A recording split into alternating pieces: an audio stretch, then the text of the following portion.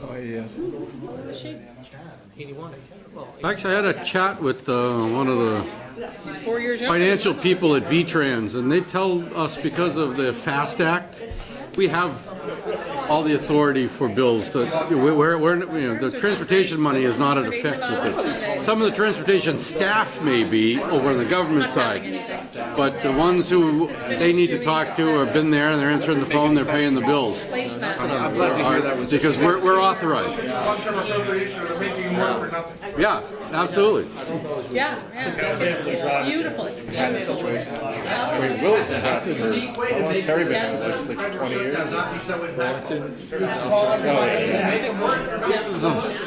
Yeah, I heard they have about 20,000 IRS people. Is that what I heard today? Yeah, he'll get a kick. They're beautiful. It's like weaving some incredible things. He's got his projects still. Oh yeah. All the little old ladies in the place are bringing up their broken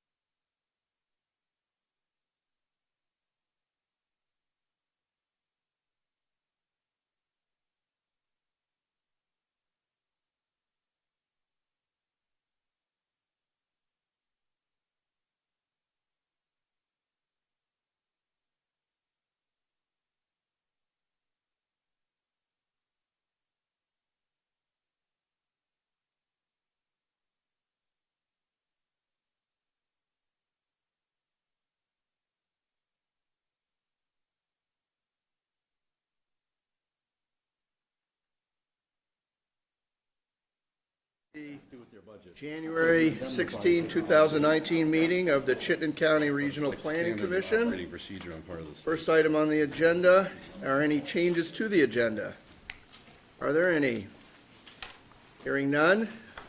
The next item is a public comment period for items not on the agenda. Are there any members of the public here who would like to address a topic that is not on our agenda this evening? Hearing none. The next is action on consent agenda.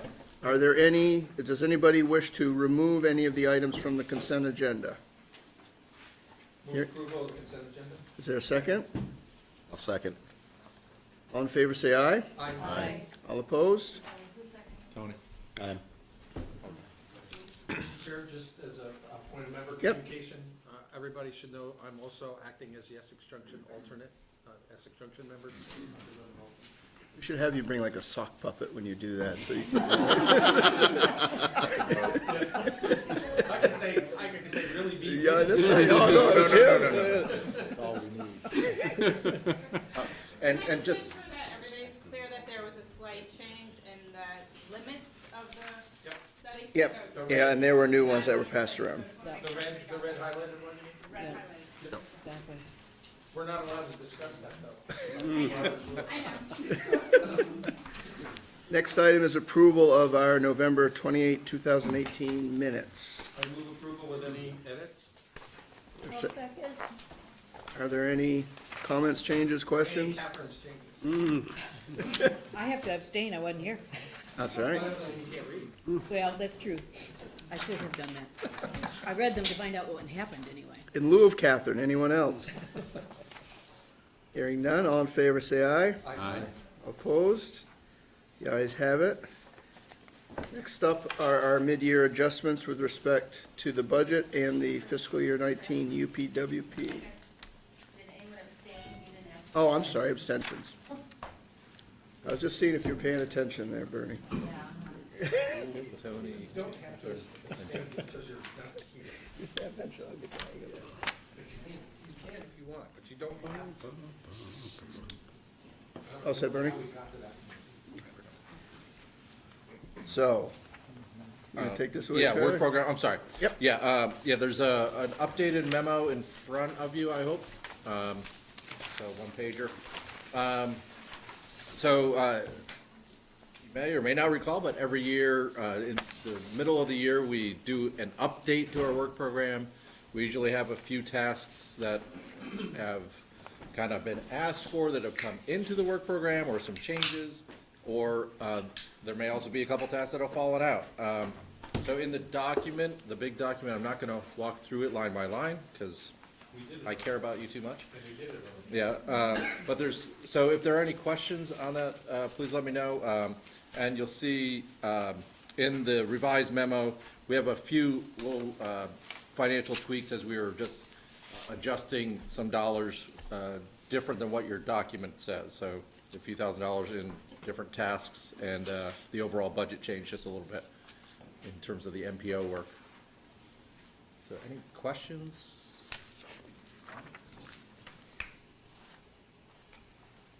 No comments? All right. Now, this is a MPO vote, correct? There's actually two votes. There's an MPO vote and then the full RPC votes. Okay, on the UPWP. Yep. Okay. So I guess first we will have the MPO vote with respect to the mid-year adjustment to the UPWP work plan. I move approval. Second. Any further discussion?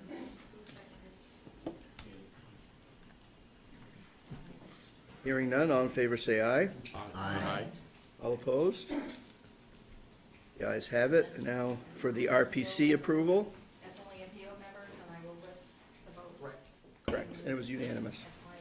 Since nobody was opposed or abstained. Is there a motion with respect to RPC approval? So moved. Second? Any further discussion? Hearing none, all in favor say aye. Aye. All opposed? The ayes have it. And now for the budget. Yeah, that can be full RPC approval. Oh, yeah, do you want to look at that in a little more detail? Is there anything more that you need to? Are we all set? So your earlier discussion encompassed that as well? Yep, yep. Okay, is there a vote for RPC approval of the mid-year budget adjustment? Second? I'll second. Jim, Tony? I thought we did. I thought we voted on it. He actually only asked for a motion on the UPWP and not on the budget. That was on the full UPWP for the full RPC. Yeah, Okay, so this is for the RPC's overhead budget? for the full budget, yeah. For the full budget. Sorry, Bernie. That's all right. So what's the motion now? To approve the RPC budget, mid-year adjustment. Jim, Jim moved it, Tony seconded. Tony second? I'm sorry, who seconded? Tony.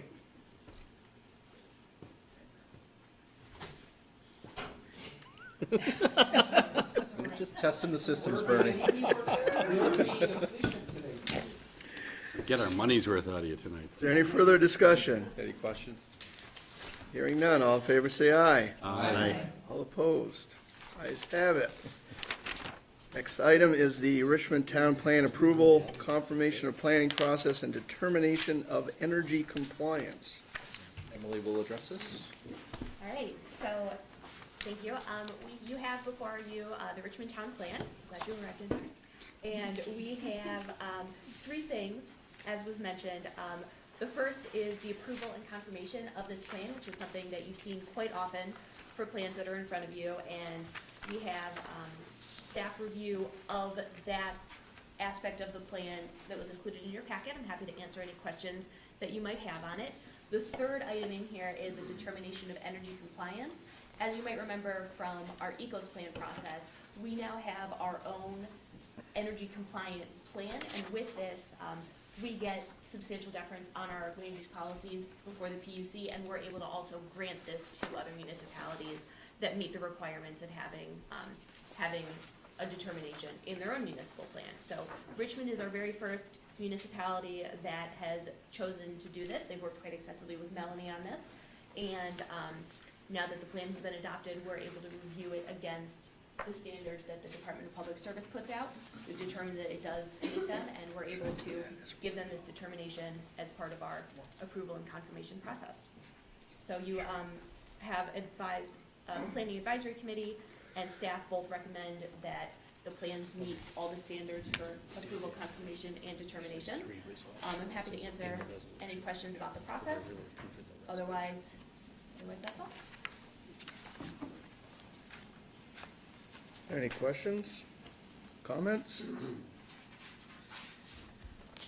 Wait for Barb to make a motion. Well, my first comment is thanks for all your help and support in getting to this. It was interesting. The one point of controversy was actually about energy efficiency. The select board included a sentence which was quite controversial among some of the planning commission, but the voters as a whole approved the town plan. So it was an interesting political exercise or case study. So thanks for your support in getting to this. So I guess I'd ask you in a motion to approve the Richmond Town Plan as presented. Second? Okay. And by approval, that would mean authorization for me to sign the resolution that's included in the packet, which makes all of the necessary findings. Move the staff recommendation. That's right. And is there a second? Second. Any further discussion? Possible friendly amendment, did we include a confirmation of their local planning process? Yes. That's encompassed within the resolution. Anything more? Hearing none, all in favor say aye. Aye.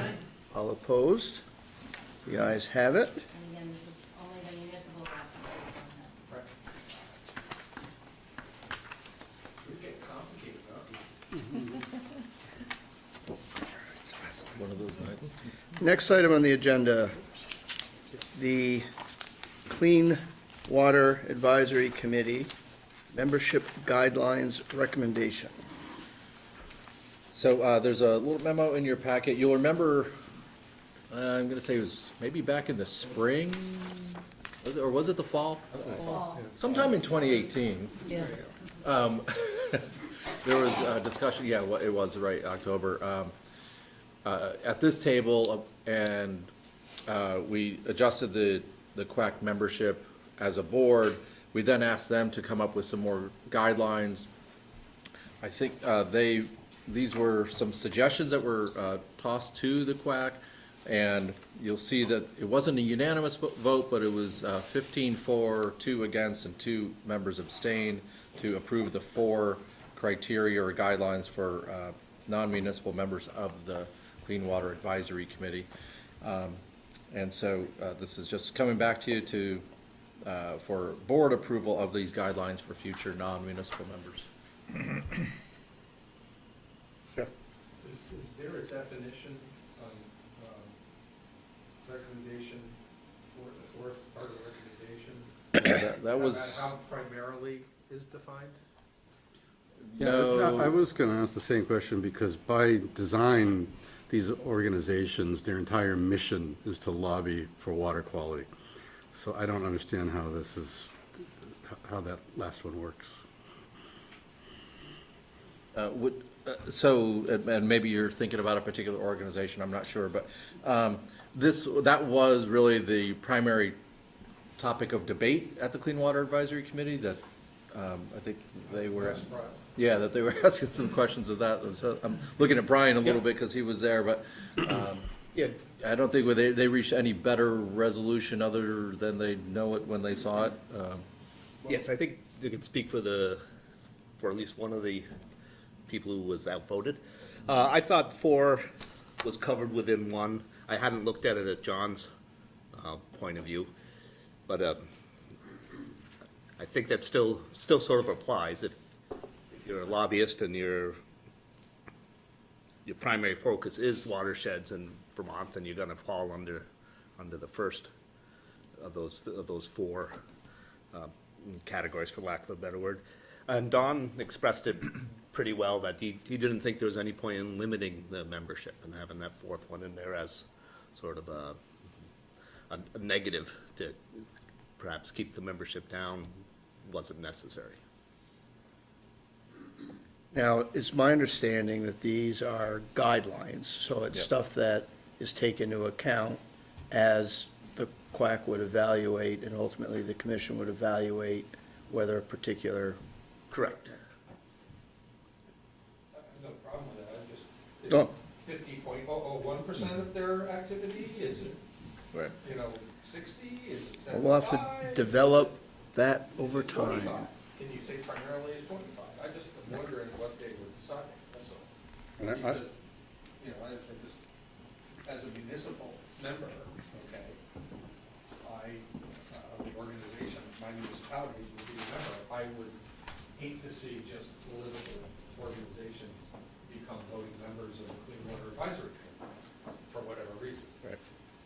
And so the flavor and the tenor that I'm getting is that we're not gonna micromanage the Clean Water Advisory Committee, we're gonna allow them to self-select their members. No, they would only be recommending to the board a member. Okay? So these are some guidelines for the Clean Water Advisory Committee, so there's still kind of a double screen happening. Okay, so we are, so, okay.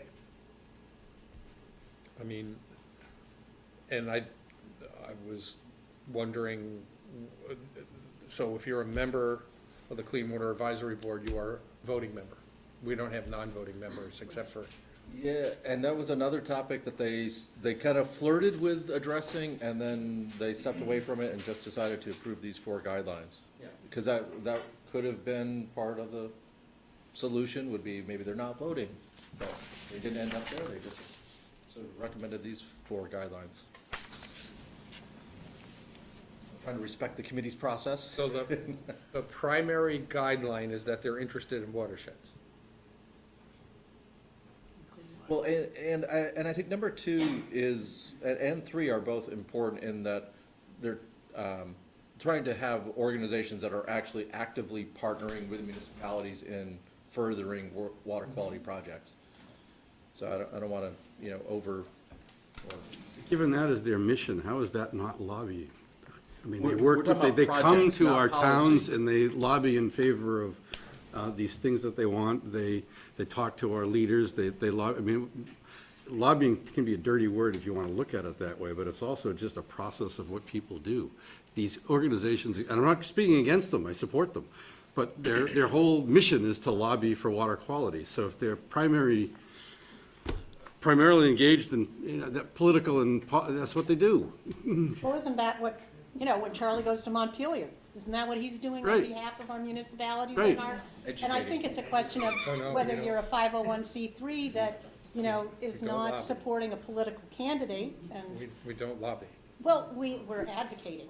We're advocating. Well, and we're that's, and there that actually, presenting- that's the distinction. Yeah, You can be an advocate without being a lobbyist. right. And I think the term here probably ties into basically the regulations regarding when you have to register as a lobbyist. That is, you are Okay. lobbying. Right. I can go down and I'm testify. comfortable with that, if that's the interpretation, if somebody's registered as a lobbyist. But the problem is, as you well know, that nonprofit organizations can have multiple arms. That's right, and they're all registered as lobbyists. They have people who are registered as lobbyists. Well, a lot of them do, not all of them. Not all. So we're going to exclude them? That No, doesn't make any well, sense. and again, I think that goes back to, these are guidelines. It's not As long as the a, top of the food chain still has a yay or nay, it's okay. I think it's something to take into account. If you had, so whether a group is overtly political or somewhat political, that'll get thrown into the pot with everything else, and they'll evaluate it and make their recommendation based on that. And if it doesn't work well, then we'll task the quack with coming up with better guidelines. Well, better guidelines and a better acronym. Ducks like water, just so you know. Any further discussion? Hearing none, is there a motion?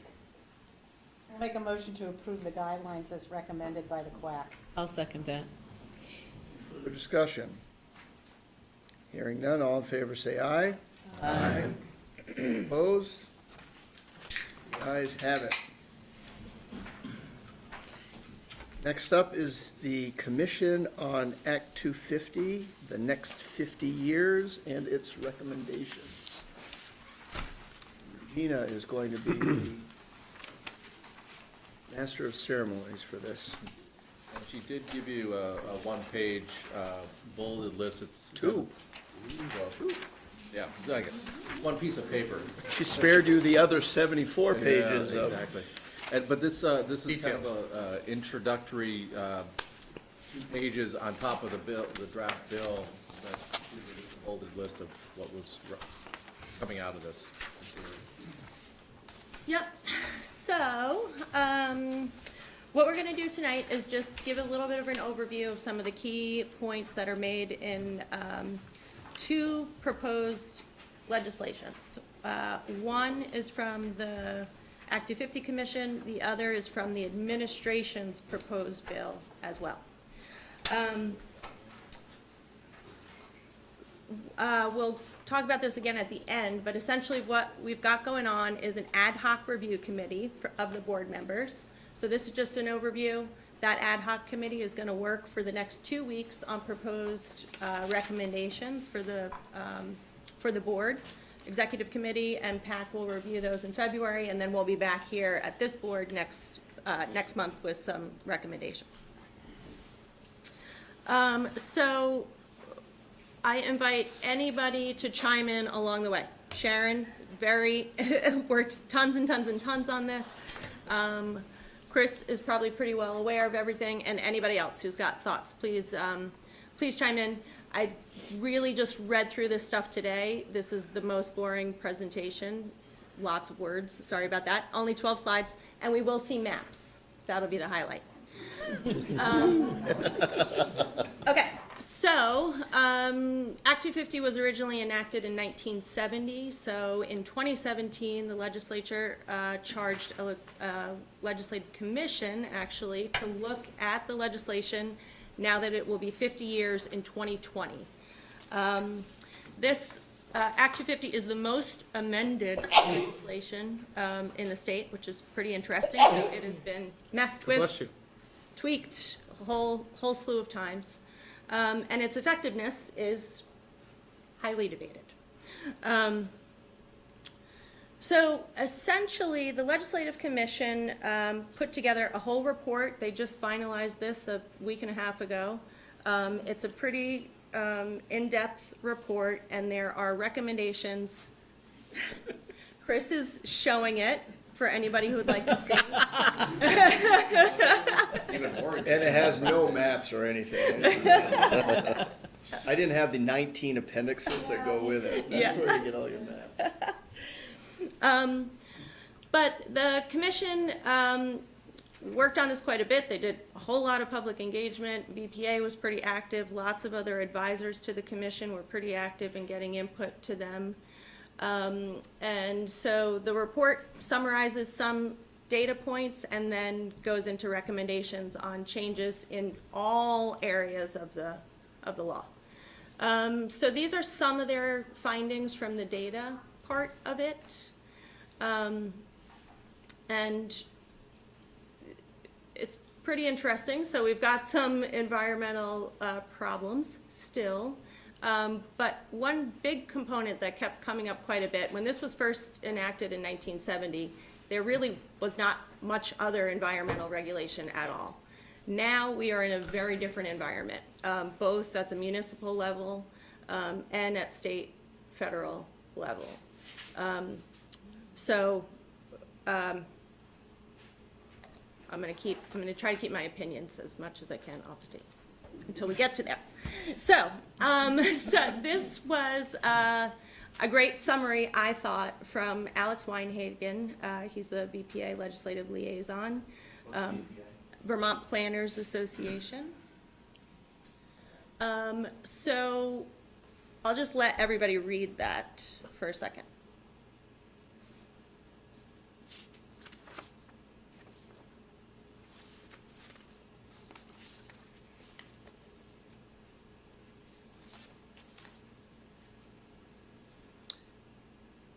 So one important thing, I think, at least from my hope when we went into this, is that there would be some clarifications, but we would also, clarifications in terms of what this regulation should be protecting, but also where development should happen. And I think the latter half of that is lacking, from my own opinion. Again, anybody chime in. So I think some of the good that's in here. There is greater emphasis on the importance of regional and local plans. The Commission's proposed bill does indicate that regional plans should be approved in order to come into play at the Act 250 perspective. As most of you know, regional plans aren't approved by anybody other than the RPC boards themselves, with the exception of the enhanced energy designation, which is a new process. So we'll talk about that a little bit more in a minute. It would also require that for your local plans too. Right. Which in our case, most they are. Yep. So currently, in most of our region, Act 250 is triggered, meaning a development has to go to Act 250 if commercial industrial development is on a parcel 10 acres or greater, or if you're doing a housing development of 10 units or more. There's a whole bunch of other triggers that kick you in as well, but those are sort of the two kind of main basic things that kick you in. This proposed legislation really proposes a big switch from that. And it identifies natural resources, and if your proposed development is in one of those natural resource areas, then you go to Act 250. The other thought about that is that we would also identify areas where we want to see growth to happen. and you wouldn't have to go to Act 250 in those areas. There is, I'll get into it a little bit more, there's a concept of an enhanced designation, which plays that second role, but we'll talk about that in a little bit. There is a permit release provision. So this essentially means if you have a property that had to get an Act 250 permit the very first time it happened, and let's say you're in a growth center, and if you're doing a change to it, or the new development that you want to do on that lot no longer meets the thresholds or the triggers for Act 250, you no longer have to just go to Act 250 because the property at some time in its history had to go to Act 250. That's kind of the general concept there. Yeah, but you'd still need to meet all the other permit requirements. A&R and DS, yeah. Yep. Yeah. Then there is a consolidated appeal route for Act 250 and A&R permits. So the idea here is to try to bring some coordination and some consolidation between the Act 250 permit and your A&R permits.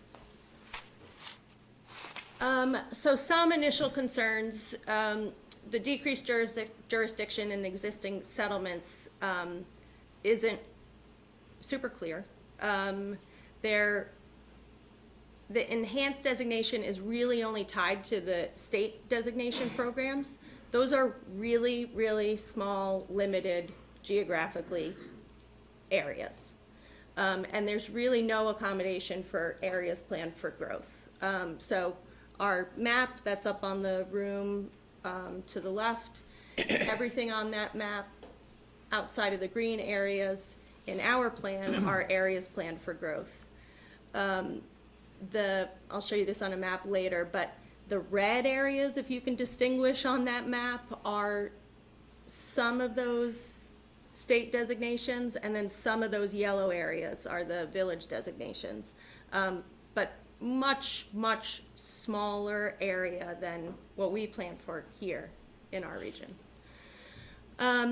So the proposed legislation has the regional plan approval. So again, this is proposing that if our regional plan has weight in Act 250, it's because it gets approved.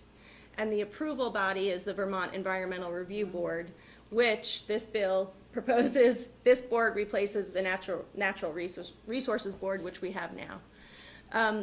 VAPTA has had some thoughts about this, and we've got some concerns about whether that's the right board to approve our plan. And ultimately, I think we'd really want a lot of collaboration in that process of figuring out how the plans get approved, and some fair representation on there. The proposed bill really expands the legislation, I think. It brings in, not that these are bad things by any means, climate change, energy, forest blocks. It includes, so right now for ag soils, if you develop in ag soils, you've got to either avoid developing the ag soils or mitigate that development through a mitigation fee. This bill also calls for a mitigation fee system for forest blocks. So just in thinking about that overall in relation to our bigger other challenges and goals that we've got here in the region and the state, in terms of the cost that adds to the overall affordable housing challenge.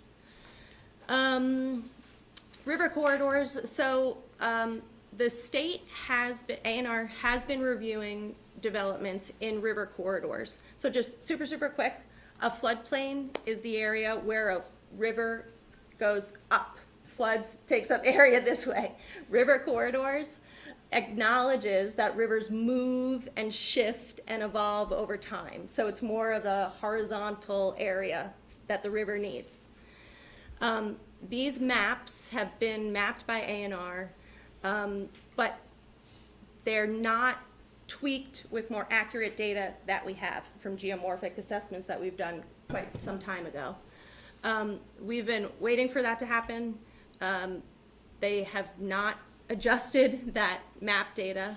And so this proposed legislation really solidifies that they're looking at river corridors. We're not opposed to it, but they gotta be using the right data before they do that. Can I just quickly Yep. add some things in response to this? I think you're right about the first bullet, it's still an open-ended question about existing settlements under criterion 9. But part of this was also making the state reissue their capability and development plan maps, which technically are supposed to show where existing settlements are. And there's also a more heavy reliance, I think, there will be on criterion 10 in local and regional plans for defining those planned areas of growth. And I will also say that the test under criterion 10, we've had years of debate over should versus shall and whether plans are aspirational or not. They've revised the test under criteria 10 based on the last Supreme Court decision. I wouldn't say it relaxed it, but it allows a view of the plan maps and the narrative to make those interpretations and not just specific policy language. Did it change any of the roughly 36 sub-criteria at all? Are they proposing that, or? For which? Well, there's 10 criteria, but if you look at all the sub-criteria. There's all the there's like criteria three- lines, yeah, and that's one of the 36 reasons they're bringing back the capability and development plan maps, because they were specifically tied to that originally, and without that for context, they're very hard to apply. With the second one, there's options for that too. The reason it was picked as the Natural Resources Board and the Environmental Board is because they currently review the energy plans on appeal. And it's also, this is specific for use in Act 250 and not more general function, but yeah, that's definitely open for discussion. And Regina's right about the bullet. There are going to be some costs associated with some of the criteria or especially around climate change. The forest block stuff, I think they were mainly looking at the pattern of development, and in other words, requiring clustering in those areas and some other things, but there is that mitigation fee attached too. And I will say, as Regina noted for the river corridor maps, they already apply those in Act 250. Basically, in all of this, the maps are going to be used as indicators. They still have to be proofed on the ground in relation to a particular project. So my understanding is that A&R protocols will still apply in terms of how that's defined on the ground. But you're right, the maps themselves have not been updated. And just to answer another question, Jeff, you had, there are the number of criteria. Sub-criteria have increased. Yeah. So criterion 1A right now deals with air pollution. That's going to be broken into two pieces. The air pollution will remain, and then there's going to be one with respect to greenhouse gases, emissions associated with a project, and it will have that mitigation regime that we currently use with agricultural soils. There's also going to be new sub-criteria within criterion 8 for forest block fragmentation and habitat fragmentation. And both of those likewise will have a mitigation fee component, which is going to require whatever the board ends up being called, if this were to pass, to promulgate rules regarding that as well. The energy piece, there's currently an energy conservation criterion.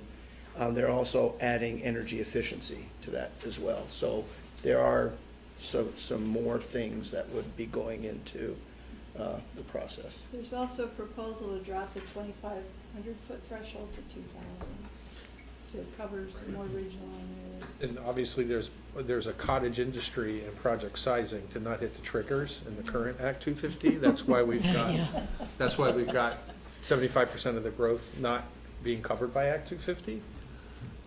Is there any discussion about, I'm assuming that the resource-based triggers now for coverage are designed to lower the percentage of, Certain areas, yeah. those specific Has areas. anybody is there any discussion about the size of the administrative apparatus and the timing and, I imagine, was involved in I imagine Chris is staffing up at his shop and things like that. I mean, I mean. Well, this will And be, I there's mean, still some yellow highlighted areas in the Okay. Division size. legislation that need more Okay. discussion around that. Okay. but this would contemplate, I mean, when the environmental board was replaced or transformed into the Natural Resources Board, and they stopped doing Act 250 appeals, that organization shrunk significantly. The new task here, not only returning the appellate function regarding A&R appeal, permit appeals, and Act 250 appeals, but also these other review functions, would require ramping that back up significantly. Another issue that creates, I was on the environmental board in the mid-2000s, and the happenstance that the day after I was appointed, pretty much, the legislature started talking about getting rid of the environmental board is purely a coincidence. But back then, one of the conundrums was if the environmental board is hearing Act 250 appeals, it's supposed to be an objective quasi-judicial body. Yet, the environmental board is supposed to administer and supervise district commissions and provide them with advice and guidance as they deal with permits. You couldn't really do that. You couldn't advise them on a particular application if you were going to be judging it later. And that was one of the benefits of breaking that into the court, because it allowed a freer conversation to take place. And I think that's one of the unintended consequences of if you move the appellate function back to the board. I think that either is going to limit their ability to provide advice to district commissions with respect to pending applications, or it's going to involve a quasi-judicial body advising on the decision below and then deciding it on appeal. So there's a whole lot of moving parts here. In terms of the potential climate change review, is that going to include the impact during construction or just the long-term impact of whatever the development is? It does not limit it to any particular phase. The one thing that they do specifically mention is vehicles. There's no limitation to whether that's going to be once it's in operational mode or if that's construction phase as well. There was a lot of discussion about things like concrete and how much greenhouse gas emissions come out of things like concrete. So I think the intent is to somehow deal with both, and it's still really up in the air on how that can be addressed. Yeah, I mean, I'm just thinking in terms of, transportation projects in specific. I mean, they're a mess in terms of what they do while they're under constructions, but can have great benefit once they're finished. So I don't know, not knowing anything of where it's going, I was just wondering how much one phase of a operation will play versus another, considering the development is for multiple years and the construction is short term. How, if you don't mind me interjecting, how fast is this gonna develop? I mean, we're talking about having a subgroup, getting something turned around in a month, and making decisions about what we think the position should be and what our input should be on the legislation, okay? This is an enormously complex issue. There's a lot of things that we're not gonna know about it. So how are we reasonably gonna be able to put forth a set of recommendations in a month? I don't think it's going to be there may be some basic concepts. I mean, this is as I envision the task force. There's going to be some guiding principles that we'll bring to the table. But other than that, I agree. I would be shocked if anything comes out of this. I mean, we could spend an hour and a half just doing bullet 3. Yeah. Okay. Yeah, and I think even between now and a month from now, the proposal's probably gonna change a whole For sure. slew of times. I think the intent is they do want to get at least portions of this through this year. It's going to start in House Natural Resources. Amy Sheldon is the chair of that. She was also the chair of the commission. So some structural things like adding the criteria or something, or But I what? also think you're right. There's a lot of open-ended stuff, so some of this very well may go into the 2-year session or even into the next. But yeah, my understanding is it's going to start in House Natural Resources. In 2014, for those of you who were here and remembered, we had a permit reform committee provide some sort of pretty overview policy statements. It's about a 2-page document. And I envision we would come up with something similar in nature to help guide. Can we revitalize this. that or something like, to see where Yeah. we've come from? We'll start from that, because that had some principles Because I can't that we remember can what we adjust. did in 2014. It might as well be 20 years ago. Hi, I'm Kurt Carter. I'm old enough to have been an Act 250 coordinator back in 1970, so I'll admit to it up front. Here, as a, trying to help out a little bit in the process based on my close to 50 years of experience with Act 250. And I think Regina's did a good job of glossing over some of the main points here, but there's a lot in here, and I think I've read through 76 pages of proposed legislation, and it's a moving target. There's going to be lots of changes to it, but I think, Jeff, it's important that the commission get involved and raise some flags here. I think there's some real issues as proposed. Business One of the things that's talked about a little bit is this tiered jurisdiction. They're really looking at changing the jurisdiction and dropping it down to projects on more than 1 acre if you're in a rural and working lands area, which is defined as any area that is not an existing settlement or a critical resource area. So to me, that's kind of most everything out there. And I think we're going to, even though there's an opportunity on the enhanced designation to be exempted from 250, I think that's going to be a long haul to get that designation. And I note that it's something that Regina hasn't got to yet. It looks like for village centers, you need water and sewer in order to be qualified as a enhanced designation, and that's going to be difficult for a lot of our. You look at the maps up there, and there's not a lot of municipal sewer for most of our county.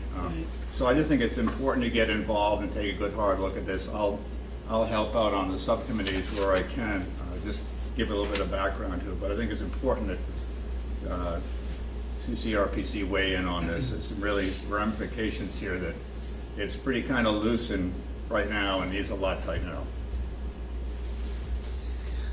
Do we have you heard the indication as to how fast the committee wants to move on it? At this point, they're just basically started, right? Started. Yeah. They're going to want to demonstrate something. I mean, I don't think I've even heard if the bill's actually been introduced. Okay. The bill that we're looking at is the one that was appended to the report, Right. which was a draft. And it still does have a lot of yellow in it. All right, let me just get through a few more of these slides. We're talking about most of it already, so we can get through here pretty quick. So, so here's the concept: a change in the jurisdiction. This is the first bullet, is what Kurt just was mentioning: rural and working lands and the critical resource areas. I'm going to show you a map in a second of what the critical resource areas look like for our county, and there's some room for no Act 250 review. In enhanced designations, again, that's it's a small geography under this current state designation system, including villages. But one thing, like Kurt just pointed out, you got to have water and wastewater first, which is sort of Well, that's what some really of the unworkable. municipalities were pushing for. They actually wanted to be exempt from Act 250 if it was in a downtown, right? Yeah. And the water, wastewater thing, is an issue. Like, maybe if you're in a small village, it could be that you need a development project to come in, like St. George, kind of needs that development project to come in to get the wastewater project to happen. TIFs everywhere that they need to do that stuff. And then we will have made a desert, and then we will have to build an irrigation system to flood the desert. So, this is essentially the critical resource areas as mapped for our region. So this is very difficult to see. I don't expect you to see it, but just trying to give you a sense overall of what what the areas are, what the overall areas that are, essentially, the concept is no matter what development you're doing in these areas, you're gonna go to Act 250. That's the idea. Again, some of that's not quite worked out. It's not clear if it's gonna be like a 2-lot subdivision has to go, but this is the general concept. So if you, I'll zoom in a little bit. The purple are the steep slopes, and it's an enormous data set, so we might lose this map as we go here. But there are orange circles around the interchanges on the interstate. So the proposed bill adds a 3,000-foot buffer around the interchanges. Development within those areas would go to Act 250, unless you're in an existing settlement, that area that's not well-defined or mapped anywhere. So other things, just very quickly, this shows elevation over 2,000 feet. Again, that's a proposed change right now. It regulates over 2,500 feet. This shows critical resource area includes 15% slope and greater. River corridors. Where's my quick list? I'm going to forget the other ones. Forest blocks? Forest blocks are on here and mapped, but they are not in the critical resource area. They're just being added to the legislation as a new area to regulate. River corridors, steep slopes over 2,500, over 2,000 feet.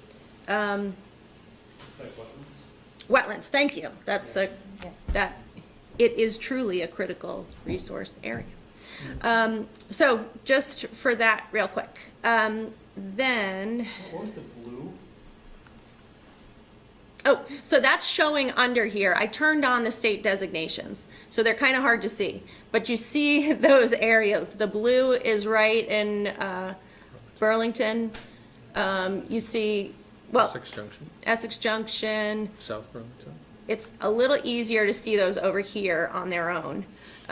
So these are the state designations. You see the orange villages out further east, and then our growth centers are, the blue is the neighborhood development areas. So just again, these are small areas. Some of those trees are actually out of Yes. Okay, let me just pick back up here, 3 more slides. So this is, Sharon mentioned, the existing settlement areas, not well defined. They are bringing back the concept of the capability and development maps. These were part of the original Act 250 legislation. They basically are intended to be a plan, like we know them, and maps that explain where you shouldn't develop and where you should develop. So if this happens and it helps bring consistency, and we've got an ability to influence that, these could be helpful. The proposed bill does require consultation with the RPCs prior to completion of the update. I think it'd be better if it was much earlier in the process, and that might be intended, but that's definitely the wording. And not municipalities, just RPCs? I don't think municipalities are listed. And then the idea is that once these maps are developed, like they were back early when legislation first started, that they actually stay updated along the way. So other components, just really quick, we don't need to get into this in too much detail, but how recreation trails are dealt with in Act 250 today is very confusing. This bill proposes to clarify that. There's some agriculture and forest exemptions worked out and clarified in here. Already talked about the 2,000 from 2,500 feet. Talked about the interchange areas. There are lots in here, again, about how A&R permits and Act 250 sort of play together. There is an addition, which I just wanted to point out for our region, because we do have some impaired waters. There is a presumption that there's no presumption. If you get an A&R permit to discharge into impaired water, it doesn't just mean you're okay in Act 250, you have to work through that. And just so people understand, that means lay members of a district commission would be making determinations about stormwater and water quality and would not have to defer in any way to the technical expertise of A&R. So you could get a permit from A&R, you could design it in accordance with A&R's guidelines, but if the 3 district coordinators just thought it just didn't seem right, they would not have to defer to A&R on those issues. And likewise, that would carry over to the Environmental Appeal Board as well. Appeals, Chris talked about this already. And then this is not in the proposed bill because it doesn't require legislative change, but there's a concept of, in the summary report, I believe, to reactivate the development cabinet. So this is an idea that at the administrative level, there would be much more coordination and organization between all the permits that one would need.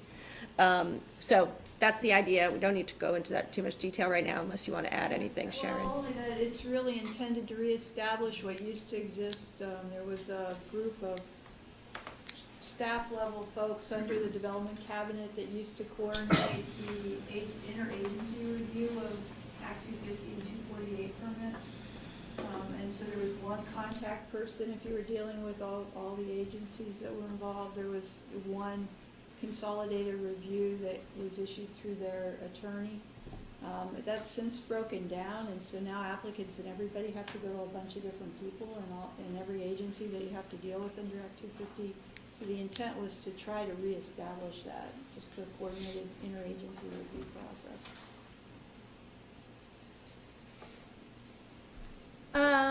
Then enhanced designation. This is what we talked about so far. So this is essentially really the kind of one avenue for lack of a better phrase, getting out of Act 250 review if you already do a lot of this stuff at the local level. The bar is kind of high in some circumstances, I think. And again, the geographies are pretty limited. Talked about this already, but this is essentially the next steps for us.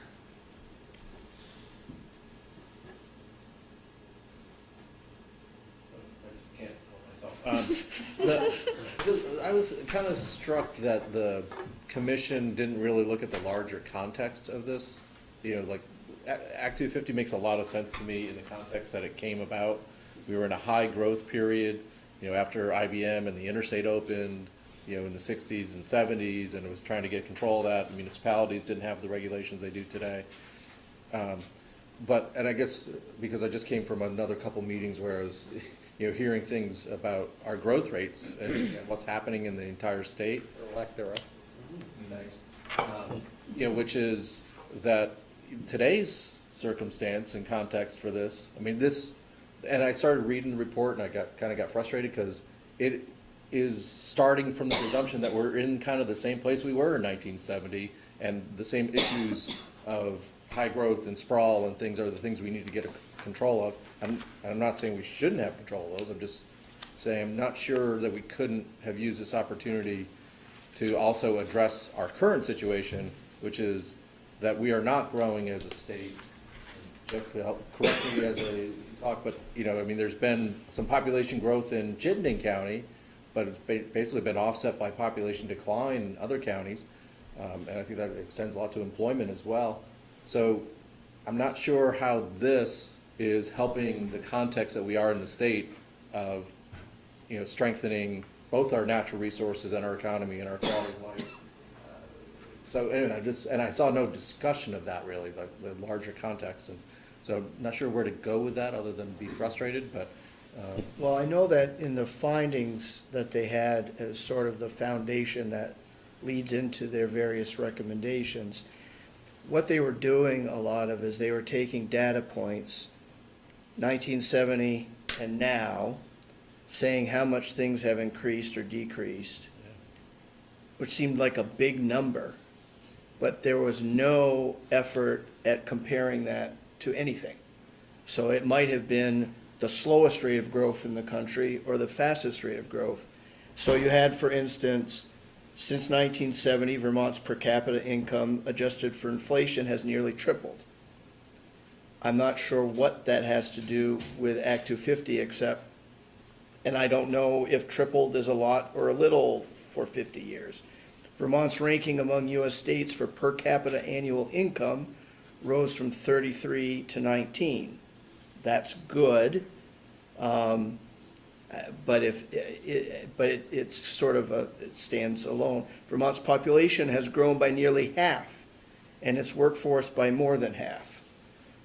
That is reflective of the past, not the current, in accordance with what you're saying, Charlie. And then Vermont's unemployment rate has dropped from 8.7% in 1976 to 2.8% in August 2018, which suggests we've got some room for more unemployment. I'm not exactly sure. Why didn't they use 1970?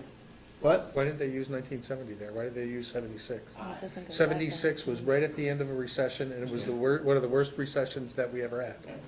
So, and that's, that's 70, right, it was low. that's at the beginning of the We're report. talking about unemployment rates that are as low now as they were in the late 60s. What I think it's trying to show is that we have all this new development because we have all these jobs coming in, and jobs equate buildings of things, and therefore we need to control these things.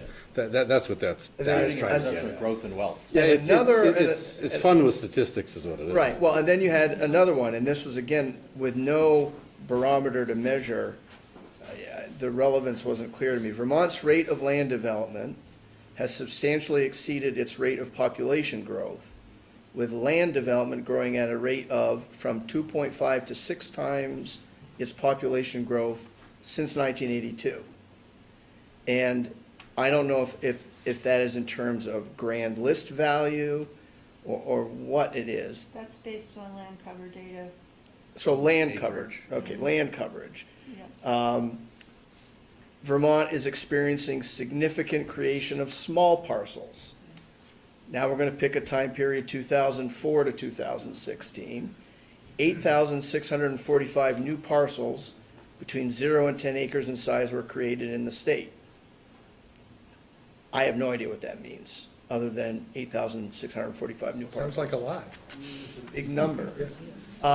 So there's a lot of this. Exactly. And it was intended to, and I'll, and anecdotally, That's right, they were all in downtown Burlington, right? anecdotally, I also can say that the Act 250 regime has felt as if it's been shunted to the side over the years. Part of it is because as more and more property is subject to Act 250, there's less property to become subject to Act 250. All of these sort of high-profile energy projects were sent over to the Public Utility Commission for review. Appeals were taken away, and people who work within Act 250 feel very strongly and very passionately about their mission to protect Vermont's environment. And this is very much an effort by them to reassert the Act 250 regime as sort of a leader in dealing with all kinds of development. One of the other jurisdictional changes that wasn't mentioned, one of the options they have in their proposed legislation is that energy projects above 2,000 feet would be subject to Act 250. So along with PUC, they're contemplating that. No more windmills. So there's a lot of moving pieces here. And every legislator hears from constituents on both sides of the issue. A lot of them will have very personal stories that they're going to bend their legislators' ear about. And I fully expect that what will eventually come out of this process is going to look very little like the start. But, as was mentioned, we want to be in the process as early as we can, not to be drafting legislation or to be, getting down into the minutia of this, but to really, consistent with our 2014 policy statement, really set forth some guiding principles based upon the realities of Chittenden County and our member municipalities that we would like to see dealt with, either to the extent they are dealt with, be supportive of it, or to the extent they aren't, advocate for them being more clearly addressed, like how you deal with affordable housing. I mean, that's always, the dog chasing the tail. Does this mean we're gonna have to go out and collect comments from the legislative bodies and the staffs of our member municipalities too? I don't think so. We can certainly solicit it, but I don't know that we're going to hold it up, because frankly, each town and VLCT. So whose water are we carrying when we're sitting, educating and listening? The RPC as a planning organization and not as an organization representing our member municipalities, or trying to make it so that they don't do something like, all of a sudden we have to put in our UPWP $25,000 every 4 years to get our plan approved, and that kind of thing. Is that what we're doing? Well, that's gonna be that'll be the discussion, the first meeting of the task force. I'm looking at as sort of a guidance, what we did with the 2014 statement. And to the extent we can align our principles with that, I think is a continuation of a message that we've delivered over the years with respect to permit reform, which has been talked about every biennium, but not a whole heck of a lot has been done. They threw in, 9L and stuff like that, but it really hasn't. I would really like the ad hoc committee to spend a little time figuring out how we're gonna interface with our member municipalities on this, so that we're not doing something that they're gonna do themselves, or that we can do something that maybe can help them do things that they wouldn't ordinarily be able to do. And so in a world where it's better to not just have one voice, but have a lot of them and have them be coordinated, it just seems to me that, if we don't interface with our member municipalities and their staffs, we're missing a really good opportunity to leverage what we're doing and to make it more effective. Yeah, and if I could just kind of add to that, I mean, I think we'll be most effective when there's more people behind us, right? Whether it's the municipalities, the environmental community, and the business community, right? I mean, there's a middle spot here that works, and we spent a bunch of time when we do our plans trying to come up with the right balance. So I think, furthering our plan objectives and goals, and doing that communication and outreach, Jeff, I think, critically important, because the more voices we have singing from the same sheet of music. And I didn't have the free time to go attend one of the wonderful sessions that they had all over the state. And I'm curious, were they really listening, or were they telling people what they wanted to do, or what was the sense of those for the people who went? I'm just at a point of curiosity, because it might tell us a little bit about A, how we approach, and B, how much we do, because I don't know if we've got enough resources to just go beat our head against the wall and not. I think that the report. We'll just leave it to Kurt and GBIC to do. The report reflects the fact that they heard issues and concerns that were raised. How much what they heard ultimately led to what they recommended, you would have to ask them after, putting sodium pentothal to them. But I think that sort of the issues that were raised and the concerns that were raised are reflected in the reports. They acknowledge them, and then they ultimately. So they listen. Good. Yeah. Good. I also think the advisors who participated did have a lot of input into the process on both, across the spectrum. APTA had a seat, but I don't know that the regional commissions as a group came up with And I was just kind of taking my lead from the frustration of our executive director about the overview of things. I mean, that's what led me to ask the question. I just, I'd love to participate in public policy discussions, but only if we feel like we have a chance of actually affecting it. Otherwise, we should do what we need to do to be a presence and have an eye presence there and that kind of thing. But if they're not gonna listen to us, we shouldn't do a lot. And just wait for our opportunity to work with somebody to make sure that the point of view is heard.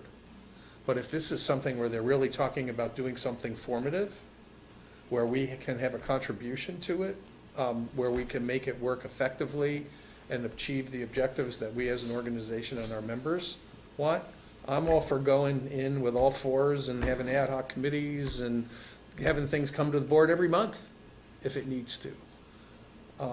Because this is really important, particularly if it's gonna cover more than 25% of the development. It's really important. It's really hard to tell the political dynamic right now, Jeff, because the committee's just formed and reformed, and particularly in the House, it's new committee chairs and leadership. And I don't have a sense, but hopefully, by the time we get here next month, I'll have a sense of, how quick is this trying to move? Are they looking at this as a 2-year process, or are they trying to get it done? Kind of the feeling that I was getting, with Regina saying, well, there's some good, but there's also a lot of issues, and I was starting to get worried about, okay, is this somehow on some kind of track that, unless you can stop a locomotive, we're not gonna be terribly effective. Well, I will say that, I was the advisor for the Planners Association. We had recommended in several areas, including appeals, that they needed to do more work on that, and that they assign it to the committee of jurisdiction to take more input, and they decided not to go that route. So I think the sense of the commission working on it is they'd like to see this sooner than later. But given, as you said, all the issues, all the concerns, all the yellow highlights in the draft bill, there's plenty of room for discussion. And if we can raise all those legitimate concerns to make sure that, okay, wait a second, we have to take a look at this. I think that's a very useful role for us, and it's what we should be doing, because we don't want to institutionalize bad planning, because I think everybody has issues with Act 250. Both both extremes, but we want to do what we can to not institutionalize bad development review. So for instance, this week, the House Committee, with respect to this, they got a presentation on Act 250 101 by the NRB's General Counsel. So really basic, because they got a lot of new committee members, and so they're not hitting the ground running on this. And to their credit, they're starting slow. So it's not, it doesn't strike, of course, that's can, change without notice at any time, but at this point, it does seem that they understand the ramifications of this, how every change over here has 3 or 4, impacts over here, that different parts of the state are going to be affected different ways by different parts of it. So it appears to me that they're not going to rush to judgment on this. Whether not rushing to judgment means they're also open to change. Unless you've been through Act 250, it's really hard to describe to somebody what it's like to go through Act 250. Any other questions, comments? Oh, We focused on this one, but the administration was presenting another proposal. Do we have that yet, or when might that become enough? So we really should be looking at both of them and make sure that we understand how they work together and good and bad points of each. So is that coming from A&R? So for the most part, the administration's bill gives more detail in terms of how one would go about getting an enhanced designation. My sense is it came more out of the agency of And it's not commerce. really a difference so much as it's almost like a companion. The commission's bill describes enhanced designation, and then the administration really describes how you would go about doing that and what you have to do to get it. Now, it's not clear yet where the administration stands on the bigger portions of the bill. I mean, one of the controversial things, and it was kind of one of the last decisions the commission made, was about the process. There's still quite a bit of discussion whether it should stay with the environmental court or to go back to a quasi-judicial review process. And in the end, they fell on the quasi-judicial review. because of the many concerns that were expressed about the current judicial process. They didn't really talk about how that might be changed to make it more accessible and take less time. Go from there directly to the Supreme Court versus, so Yeah. you're not adding an extra step, you're just changing the step. Right, it would, right, the way it used to be. But I mean, a quasi judicial board is a lot more informal. It encourages citizen participation to a much greater extent than a judicial proceeding does. I mean, judicial proceedings can be very intimidating, and I've spent dozens of hours before the old environmental board, and everybody's welcome to express their view, you know, even when they're not qualified to do it in many respects. So, I mean, I can be persuaded both ways on that, Yep. you I know. mean, there are And pros and cons on both sides. Right. One of the concerns was the length of time, that because we only have two judges hearing everything and Yep. all of it. There's also concern about how much power and authority that invests in one person in terms of reviewing a de novo Act 250, all the A&R permits and the local permits. So one person's making a decision on behalf of all of the agencies, the community, and the board. So, but there was also a discussion, as you said, about if it goes back to quasi-judicial, that it's got to be potentially more professional. That there has to Structured. be structured with more real criteria about who can offer testimony beyond general And testimony. who's on that board Right. too. I mean, Right. there would still be a public interest, I think, but it would also Mhm. be like an architects, engineers, people that have some.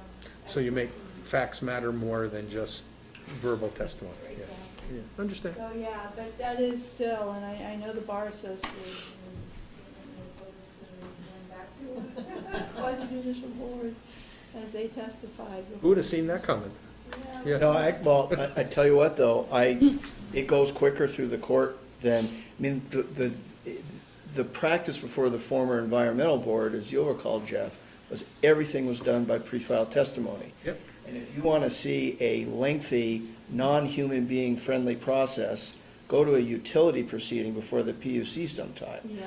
And so that's Been there, done that too. So that's the model that they're looking at, is a more professional lay board. But, you know, But not. from my perspective, somebody acting in their own capacity without the benefit of a lawyer is not necessarily going to be any better off in front of a PUC-like environmental review board as compared to a But if you court. execute the quasi-judicial proceeding properly, the criteria that allows people to qualify to testify on some-criteria, okay? And not just have the expansive view that if you're breathing, you're qualified to testify in certain criteria. I think there's a happy medium in there. And you know, I love lawyers, but the judicial. Why? Well, the judicial, everybody hates lawyers until they need one. Right. Okay? And what happens is that in a formal structured judicial proceeding, you actually discourage participation because it's intimidating. And I think if you can strike some balance between the two, you could get the benefit of having the diverse opinion on everything and getting everything expressed versus allowing everything in the kitchen sink in versus just allowing the professional arguers to have their say. Yeah, there was quite a bit of resistance to going to the PUC model, so I think that the hope was there was some other form. Because they're important local decisions and people should have the ability to express their views without having to hire a freaking lawyer. Well, Town. well, that's true, you know, but if you look at the criteria, more and more of them are technical. You know, you're talking about, you know, A&Rs, they're talking about A&R having a map of forest blocks, and that's gonna be, basically, that's gonna create that whole issue. You've got all of the water quality issues and air pollution issues and those things. There are certain areas, like aesthetics and things like that, where you do gain the benefit of a lay board's perspective. But then if we're talking about, well, let's make sure that there's architects, engineers, and so on these boards to deal with the technical issues, well, are those the people we want making aesthetic decisions? So there's a lot, I mean, if there was a perfect model, it would have been arrived at a long time ago, and this is also the position that they took regarding the appeals changed at their last vote. They literally had recommended sticking with the current situation until their last meeting in December. Tell me what the rules are and I'll play by. All right, well, I just had a quick question for Regina. I haven't seen the administration's annex yet, but is it fair to say that it's going to elaborate on the intent of the summary that we have seen, where this notion of expanded or enhanced designation providing an alternative pathway to compliance? It's not a raising of the thresholds. It's an alternative enforcement mechanism of all the same criteria that would be adjudicated at the local level. Yeah, so essentially, So it's not an exemption, it's just an alternative hearing at the local level. Exemption to what the municipalities With wanted, but more they didn't get it. criteria added to the local review process if you want to garner this benefit. yes. I don't No, I think it's an envision, exemption. yeah, I don't envision that to mean like the municipality would issue another permit. No, but to the It would be all extent, combined. that the local permit would have to address all the same criteria of the new and improved Act 250. Yeah, well, it would work like the designations do now. As a municipality, you have to go to the downtown board and prove that your regulations do everything they have to do for the base designations, and then also address all the Act 250 criteria. Right, but on a per-project basis, not just in planning for the designated area.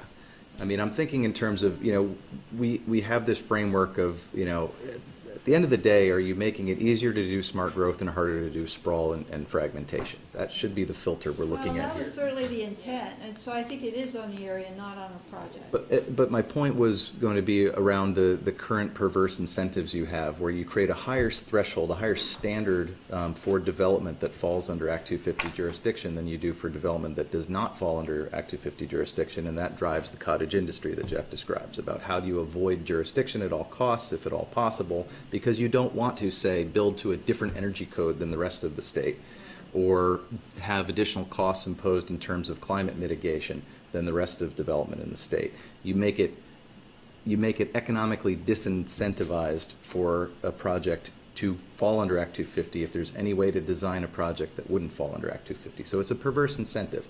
And to the extent that the new and improved Act 250 might touch just about every development in the state, well, hey, that solves the perverse incentive problem. So that's one way to look at this.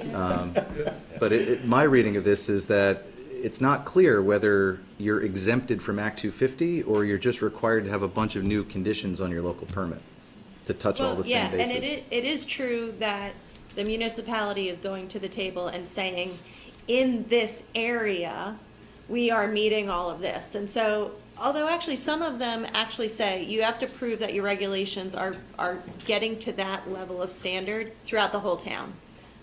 That's probably, So from a local perspective, it is evening that out a little bit, but.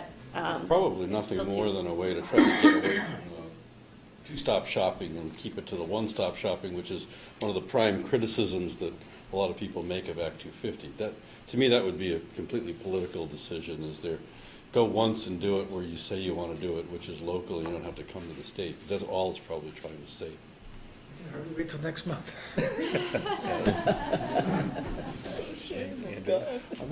I just had a, I don't know whether anybody knows, but in the process of doing this, did anybody develop a timeline of all the additional A&R permits that are needed that address some of the criteria that were originally in Act 250? And so a timeline of what those permits that are now required, and, so you kind of have this, I think especially for lay people to understand, because oftentimes people are referring to meeting Act 250 permits when really they're talking about everything else. And so understanding when wetlands permits became a criteria that a project, whether it's Act 250 or not, need to be there. So just kind of a list of all the A&R permits that are needed and the dates at which they, I've kind of thought about, I want to do this myself, but if somebody's done it already, I'd love to see that. There's a timeline, but there is a lot of information out there, and it's probably one of those appendices about, One of the 19, yeah. that both Legislative Council and A&R produced. Okay. there's actually a whole Act 250 kind of compendium that the commission, the A&R Yeah. commission. Yeah. But yeah, I don't know if there's a timeline, but there definitely was discussion about each and every permit. And then you probably are aware that the development committee and Mr. Pomerolo submitted a spaghetti diagram that kind of showed Yes. the complexity of Right. the permitting process. But so many projects that were permitted originally, didn't have to comply with any of the Exactly. regulations that we have today. And so, and those are, then if there's any changes on a site within a permitted project, I mean, it seems reasonable that they should try to meet some new standards. But, that's where it gets, So I'll look for that in one of those appendices. Yeah, I'll see if I can find it. Okay. Anything further? Look at all those smiling, happy faces. All right. Nothing like an Act 250 here. Well, thank you very much. And the task force is going to meet a couple times before the next monthly meeting. As luck would have it, I will not be here at the February meeting, so Mike here will be shepherding the discussion in February. Bring back Montrol, bring back Montrol. Next item, executive director report. So just a few items. First, I want to have you all welcome Amy Irvin with them. Who's Amy? Stand up so everybody can see you. Hi. Amy's our new business office associate, so you'll be seeing her every month. And we're glad she joined us a week and a half ago, 2 weeks ago? 1 week ago. Yeah, thank you. So, and then secondly, I think hopefully you all heard, but Lee Crone is now the permanent Shelburne, well, however permanent those are, full-time permanent Shelburne Town Manager. You're on camera, I know. And I've heard both managers and select board members say virtually that same thing. But anyway, I do want to congratulate Lee and thank him for all the service to the RPC and wish him well in that work and look forward to working with him in that role. And thanks, you gave them to us, and sorry we took them. If you know what I mean. Right. And does No, that, I think you understand what I mean. Yeah, crocodile tears, yeah. will there be a new hire here? So one of the things that Lee was working on was emergency management. Christine, hey Christine, she's gonna try that on. And see how she feels about it. I can't see her face right now, so I can't make any faces at me. Tip and emergency management? Yeah. So. Crisis management. Yeah, really. Yeah, Marshall had been doing that work, while Lee was at Shelburne. So we'll see how that goes with internal staffing, possibly, but and we'll get a better sense as we go through the work program for FY20, if we need to look at something like that for FY20. The ECOS annual report is getting worked on. That should be here for your next meeting. Wanted to open it up if you had any feedback for the legislative breakfast, or not, that would be fine too. And then legislative, oh yeah, feedback? Not a lot, but I just heard from, in meeting him at other times, 2 or 3 different representatives said, these are really good, valuable meetings. So, okay, that's at least good to hear. Yeah, most of the immediate feedback we got was pretty positive, but, I know there's always a diversity of opinions around the room. There's always, and always the balance of, fewer topics and being able to dive deeper would be nice. So, yeah, any other? And hearing the representatives voice their concerns and things like that, and especially having, like, the municipal managers there, it's always important. Well, thank you for those of you that were able to make it that morning. Really appreciate it. And then legislative update. So there's this bill around Act 250. You may have heard about that. The other one that I'm paying some attention to at this early stage is around water quality funding, which is, again, another topic that we've talked about here repeatedly. And the administration at least initially suggested, I can't remember if they were calling them water quality districts or water quality utilities, and trying to set those up for this express purpose of requiring towns to band together if they can or want to work on projects that are non-regulatory in nature. So, right, the towns are already required to do quite a few regulatory that comply with a 3-acre permit if your, public works yard is more than 3 acres. Do the road erosion, municipal roads general permit, right? And then the MS4s, of course, have another set of requirements on them. So there's already a bunch of municipal requirements. This would require towns to join some sort of utility to work on, again, what they're calling non-regulatory, but more natural resource type projects. So, it might be stream buffer planting, or probably more work with watershed associations and conservation districts on those types of things. Andrew, I don't know if you... Well, I think there's really no appreciation of that all of the projects that are listed in the Tactical Basin Plan and all of these wonderful projects are basically need private landowner Right. approval.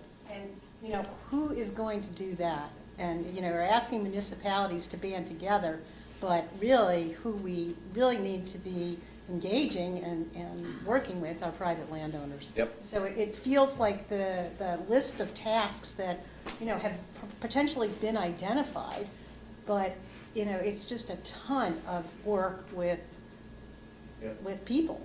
Yeah, and just for context, my sense in talking to Secretary Moore is that she's coming to a greater understanding about what needs to be done to comply with the Lake Champlain TMDL, whereas a year or two ago she had been saying about 90% of what needed to get done would get done through the regulatory processes, so the permits on farmers, municipalities, and large property owners. In talking to her and why she's proposing this is really because she's getting the sense that it's not 10% that is outside those permits, it's probably maybe 20% of what needs to happen is outside those permits. And so she's trying to figure out a way to push that work more. I think there may be more direct and simpler ways than creating another level of municipal government. So we'll have some of those conversations. So those are the couple big things, and happy to answer any questions as we go. I'm sure we'll have more updates as we continue along here. So that's all I have. All right. Various committee reports and minutes are in the materials. Are there any members' items or other business? Move we adjourn. Second. All in favor, say aye. Aye. All opposed? The ayes have it. Thank you very much, folks.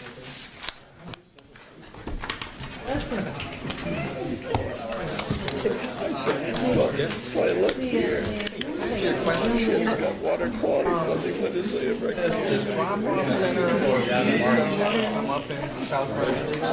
good. They can and will. We have our representative